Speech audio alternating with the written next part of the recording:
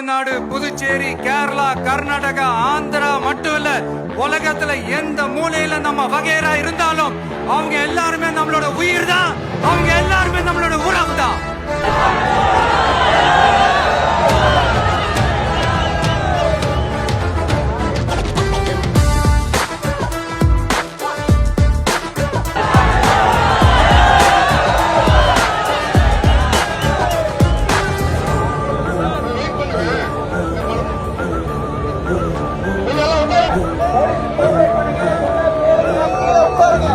இப்ப பாத்தீங்களா, ஒருத்தருக்கு ஒருத்தர் பாத்துக்கும் போது அந்த பாச உணர்வு,